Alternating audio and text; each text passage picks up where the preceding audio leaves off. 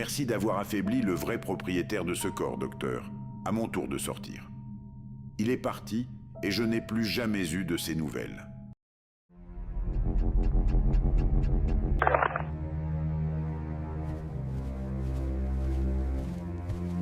Mémoire floue. Professionnel de la santé mentale, quel est le cas le plus marquant que vous ayez traité?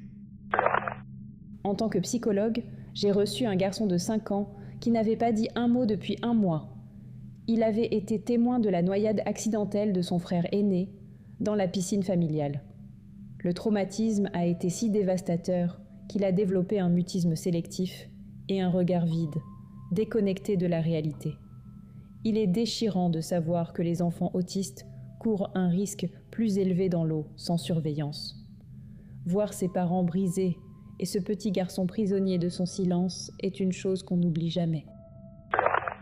Je travaille en santé mentale, médico-légale. Une patiente est arrivée après avoir été agressée lors de son transport en ambulance. L'infirmier a tout nié. Elle a échoué au polygraphe à cause de son agitation extrême. Désespérée face à l'injustice, sa détresse a causé des dommages irréversibles à sa santé. Des semaines plus tard, les tests ADN ont confirmé qu'elle disait la vérité. Le système l'a trahie de la pire des manières à cause de préjugés sur sa stabilité émotionnelle et psychologique. J'ai traité une femme souffrant de délire sévère. Elle affirmait que ses collègues étaient des agents infiltrés contrôlant son esprit et qu'il avait caché la naissance d'une fille pour la surveiller. Elle appelait sans cesse les secours, suppliant qu'on aide cet enfant qui, selon les dossiers médicaux, n'avait jamais existé. Elle nous suppliait de chercher des preuves, mais il n'y avait rien. Je n'ai jamais vu une telle terreur authentique. Pour elle, la souffrance de cette fille était réelle. Pendant mon entraînement militaire, une recrue montrait un comportement très erratique. Elle refusait de manger, prétendant que la nourriture était compromise, et passait ses nuits à parler à des présences au plafond. Lors d'une crise, elle a hurlé que les instructeurs étaient des figures démoniaques. On lui a diagnostiqué une schizophrénie paranoïde. Il est alarmant de voir à quel point les évaluations mentales peuvent échouer, permettant à des personnes en crise d'entrer dans l'armée. J'ai une patiente souffrant d'un trouble délirant spécifique. Dans sa vie quotidienne, c'est une étudiante en médecine brillante et fonctionnelle, mais lorsqu'elle développe une fixation romantique, elle perd tout contact avec la réalité. Elle devient une harceleuse persistante, intimement convaincue qu'une relation profonde existe alors que tout est dans son esprit. Il est à la fois fascinant et terrifiant de voir comment un esprit si capable peut compartimenter la logique et le délire absolu. Lors d'une garde de nuit, j'ai entendu des coups de rythmés dans un couloir. J'ai trouvé une jeune femme qui, tout en dormant, frappait son corps contre le lit. C'était un trouble du mouvement rythmique lié à de graves traumatismes passés. Dans ce centre, j'ai aussi vu une adolescente victime d'une agression sous substance. Elle était catatonique, le regard vide, effectuant des mouvements erratiques avec ses cheveux. Voir quelqu'un de si jeune complètement déconnecté de son environnement vous donne un sentiment d'impuissance absolue. Dans les urgences en zone de forte toxicomanie, les cas extrêmes sont fréquents. On a trouvé un homme blessé aux mains car il tentait d'effacer ses empreintes avec des pierres, convaincu que des agents secrets le poursuivaient. Une autre fois, une femme en plein épisode psychotique, obéissant à un prétendu ordre divin, a provoqué un incident tragique et très perturbant chez elle. La détresse de cette scène était si intense et sombre que même les ambulanciers les plus vétérans en ont été profondément marqués. En prison, j'ai évalué un détenu qui se disait sous l'influence d'entités sombres. En pleine crise, il s'était grièvement blessé pour libérer les esprits de son corps, montrant une tolérance à la douleur incroyable due à son lourd historique psychiatrique. Des cas comme celui-ci prouvent que les prisons ne sont absolument pas adaptées aux personnes souffrant de pathologies mentales graves. Malheureusement, la santé mentale est souvent le premier secteur à subir les coupes budgétaires. Dans un camp pour enfants vulnérables, beaucoup se comportaient bien. Mais la veille du départ, ils explosaient de rage.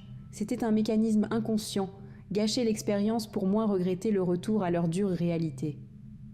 Un garçon de 10 ans, après un choc accidentel, est entré dans une fureur telle qu'il a fallu 4 adultes pour le calmer.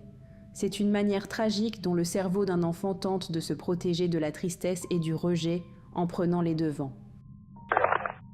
En psychiatrie, j'ai vu une fille de 9 ans en crise permanente. Ses attaques de panique exigeaient une lourde médication. Presque muette, elle rejetait violemment tout contact.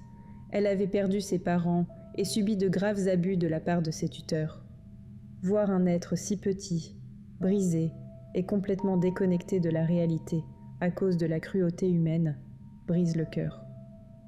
J'espère sincèrement que le système a pu, par la suite, lui apporter la paix et la sécurité dont elle avait besoin. Je recevais un jeune homme qui jurait que son reflet était une entité qui l'espionnait. Après 1 an de thérapie, il semblait guéri. Le jour de sa sortie, il m'a fixé, a souri bizarrement et m'a dit d'une voix glaciale « Merci d'avoir affaibli le vrai propriétaire de ce corps, docteur. À mon tour de sortir. » Il est parti et je n'ai plus jamais eu de ses nouvelles. Depuis ce jour, j'évite de regarder les miroirs de mon cabinet quand je suis seul. Une pianiste talentueuse vivait dans un mutisme absolu depuis 2 ans après avoir perdu sa famille dans un accident. Un après-midi, sans prévenir, elle s'est assise au piano de la clinique et a joué une mélodie chaotique et déchirante qui a glacé la pièce.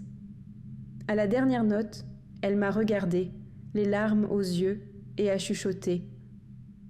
C'est la mélodie qui passait à la radio juste avant que tout s'éteigne. C'était la première fois qu'elle parlait. La musique était son unique pont vers la réalité.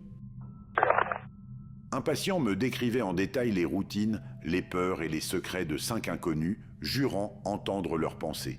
J'ai diagnostiqué un délire sévère. Pourtant, des semaines plus tard, la police a frappé à ma porte. Ils m'ont montré les photos de 5 personnes disparues qui correspondaient exactement à ces récits. Ils n'étaient pas fous. Le coupable s'asseyait en face de moi chaque mardi pour me raconter, sous forme de fantasmes, ses secrets les plus sombres. Une mère est arrivée brisée à mon cabinet. Elle me montrait des photos sur son téléphone et me parlait de son bébé avec une tendresse infinie, suppliant que son mari arrête de le lui cacher. J'ai convoqué l'époux pour faire le point, et c'est là que j'ai découvert la terrible réalité. Le couple n'avait jamais eu d'enfant. Le téléphone de la femme ne s'allumait même pas. Prisonnier d'un immense chagrin, son esprit avait inventé une vie entière pour fuir la solitude. J'ai pris l'appel d'un homme coincé dans une tempête, cherchant son chemin. J'ai passé 3 heures à le guider, avec d'étranges grésillements en fond. En raccrochant, j'ai tracé la ligne.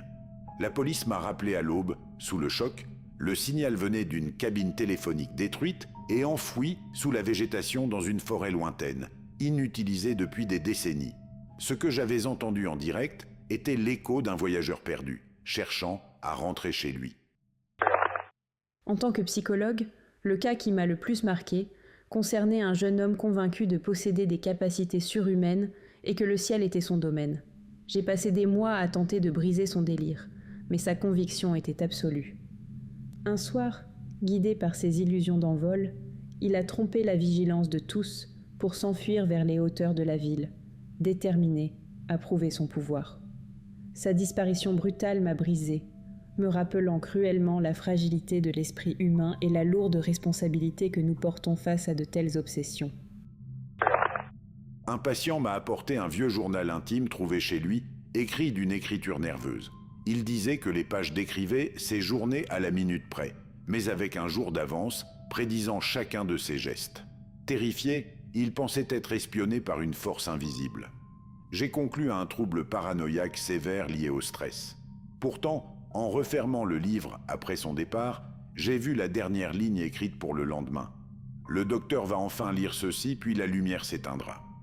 C'est à ce moment précis que tout mon cabinet a été plongé dans le noir absolu. Je voyageais de nuit sur une route secondaire et déserte quand j'ai aperçu une voiture avec ses feux de détresse allumés et une femme qui appelait désespérément à l'aide à côté du capot ouvert.